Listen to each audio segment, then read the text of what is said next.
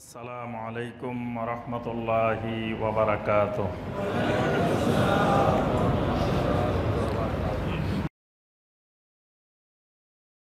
83 নম্বর যে জাল হাদিসটা সেটি হলো উমরি কাজার বিষয়।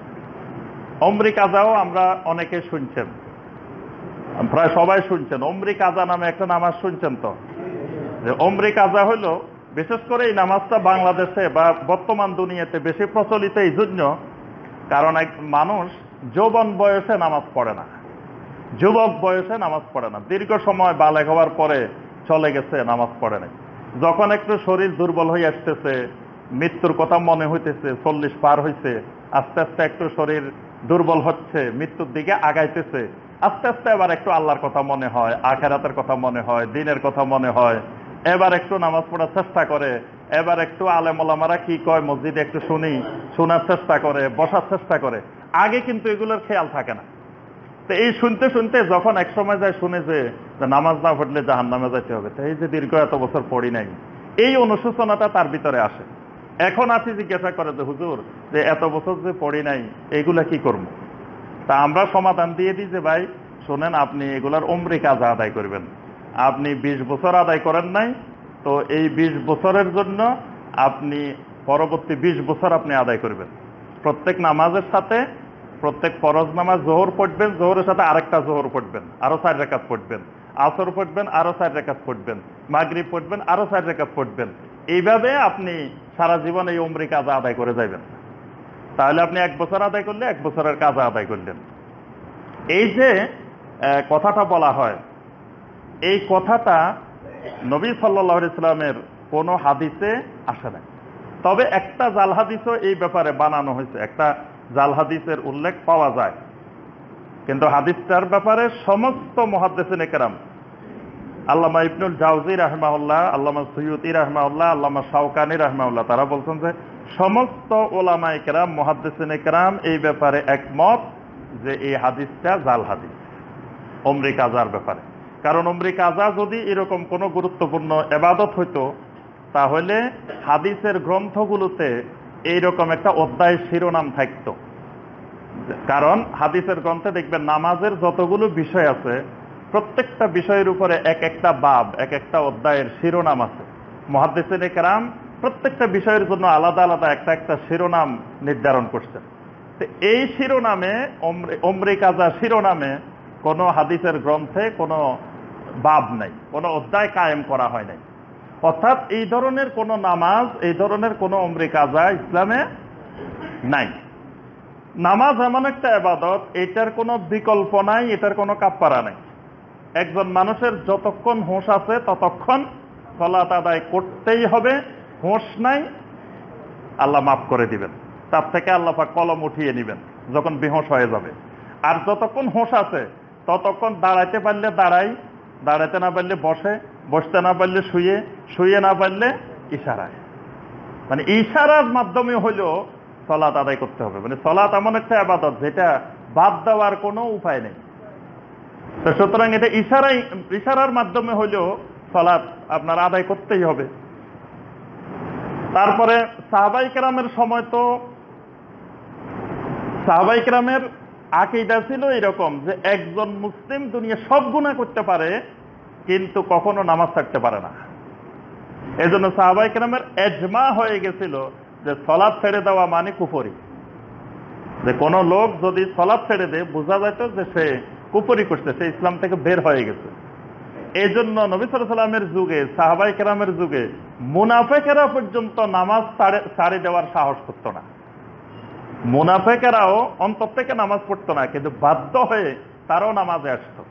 কারণ তারা জানতো যে যদি নামাজ ছেড়ে দেয় তাহলে সাহাবায়ে কেরাম বুঝে যাবে, বা নবী সাল্লাল্লাহু আলাইহি ওয়াসাল্লাম বুঝে যাবেন যে এরা মুনাফিক। এজন্য এরা ভুলেও নামাজ ছাড়তো না। নামাজটা এরকম একটি গুরুত্বপূর্ণ ইবাদত।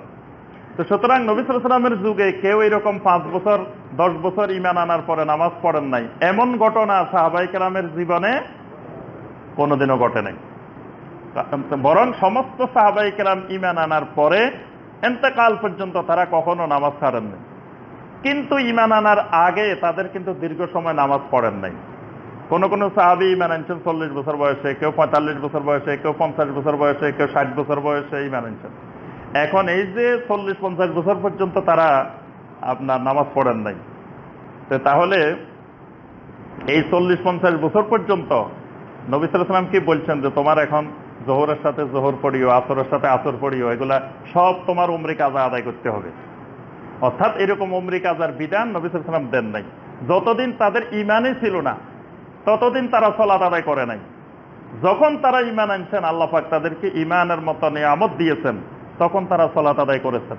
তাহলে আমাদের যে ভাই বোনেরা নামাজ পড়তেছেন না, বুঝতে হবে তাদের ভিতরে এখনো ঈমান ঢুকে নাই। ঈমান যদি ঢুকতো তত ঈমানেই তাকে নামাজ পড়াইতো, ঈমানেই তাকে নামাজে বাধ্য করত, ঈমানেই তাকে যে কোনো উপায়ে নামাজ থেকে গাফেল করতে পারতো না, নামাজমুখী করে দিত। তাহলে যখন তিনি নামাজ শুরু করতেছেন 5 ওয়াক্ত, বুঝতে হবে তিনি এখন নতুন করে ঈমান আনছেন, ইসলাম গ্রহণ করছেন, এখন উনি ইসলামের কাজ শুরু করছেন, তার ভিতরে ঈমান ঢুকছে। এখন তিনি অতীতের যেগুলো বাদ গেছে এগুলোর জন্য উনি আল্লাহর কাছে তওবা করবেন, আল্লাহর কাছে কান্নাকাটি করবেন, ইস্তিগফার করবেন, আল্লাহ পাক যাতে তাকে এগুলো মাফ করে দেন। দীর্ঘদিন উনি না বুঝে নামাজ পড়তে পারেন নাই, পড়েন নাই, ছেড়ে দিয়েছেন, এগুলোর জন্য তাওবা, ইস্তিগফার, কান্নাকাটি আল্লাহর কাছে এগুলো করতে থাকবেন।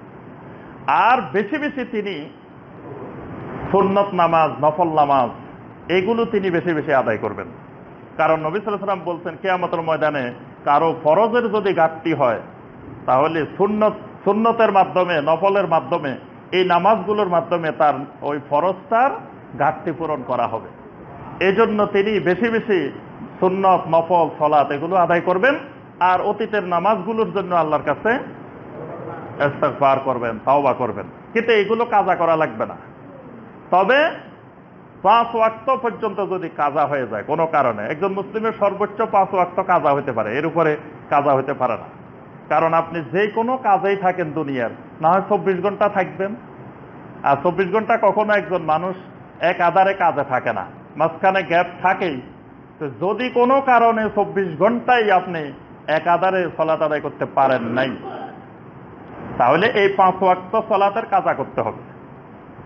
এটা কিন্তু আবার বাদ দেওয়া যাবে না। 1 ওয়াক্ত হলে কাজা করতে হবে, 2 ওয়াক্ত হলে কাজা করতে হবে, মানে একটানা একসাথে 5 ওয়াক্ত। 5-এর বেশি গেলে বুঝতে হবে যে এটা আমার ওজরের কারণে না, এটা আমার ইমানি দুর্বলতার কারণে বাদ গেছে। 5 পর্যন্ত ওজরের কারণে সর্বোচ্চ বাদ যেতে পারে, 5-এর উপরে গেলে বুঝতে হবে এটা ওজরের কারণে না, এটা আমার ইমানের দুর্বলতার কারণে, আমার ইমানের ভিতরে সমস্যা থাকার কারণে আমার এই নামাজগুলো বাদ গেছে। এই জন্য 5 ওয়াক্ত পর্যন্ত যদি কোনো ব্যক্তি কাজা করে, আদায় না করে, এটা কাজা করে নেবেন। আর কাজার ক্ষেত্রে বাই সিরিয়াল, মানে যেভাবে যেটা কাজা হয়েছে আগে, সে কাজাটা আগে আদায় করে নেবেন। তো এখানে আমরা যে বিষয়টি 83 নম্বরে বলতেছি সেটি হলো যে এরকম উমরি কাজা, এই নামে কোনো হাদিসে কোনো সালাতের কথা আসে নাই। আর ইসলাম বানানোর ক্ষমতা তো আল্লাহ কাউকে দেন নাই। ইসলামের কোনো এবাদত বানানো বা এবাদতের নিয়ম বানানো, পদ্ধতি বানানো, এই ক্ষমতা আল্লাহ সুবহানাহু ওয়া তাআলা কাউকে দেন নাই। এটা আল্লাহ এবং আল্লাহ রাসূল, আল্লাহ সুবহানাহু ওয়া তাআলার নির্দেশটা নবী সাল্লাল্লাহু আলাইহি ওয়াসাল্লাম যেভাবে দেখাই দিবেন। তো উমরি কাজার যদি কোনো বিধান থাকতো তাহলে নবী সাল্লাল্লাহু আলাইহি ওয়াসাল্লাম বলে যেতেন। আচ্ছা, নবী সাল্লাল্লাহু আলাইহি ওয়াসাল্লামের উম্মতেরা যে সালাত আদায় করবেন না, নবী সাল্লাল্লাহু আলাইহি ওয়াসাল্লামের উম্মতেরা এই বিশাল সংখ্যক কোটি কোটি উম্মত যে বেনামাজি, এটা কি নবী সাল্লাল্লাহু আলাইহি ওয়াসাল্লামকে আল্লাহ পাক জানান নাই? তো নবী সাল্লাল্লাহু আলাইহি ওয়াসাল্লাম যদি এই বেনামাজিগুলোর উমরি কাজা আদায় করা লাগতো, তাহলে নবী সাল্লাল্লাহু আলাইহি ওয়াসাল্লাম কিন্তু ওই হাদিসের মধ্যে উমরি কাজার কথাও বলে যাইতেন। কারণ কিয়ামত পর্যন্ত উম্মতের যা দরকার হবে নবী সাল্লাল্লাহু আলাইহি ওয়াসাল্লাম কিন্তু নির্দেশনা দিয়ে গেছেন। কিন্তু এই উমরি কাজার কোনো নির্দেশনা নবী সাল্লাল্লাহু আলাইহি ওয়াসাল্লাম দেন নাই।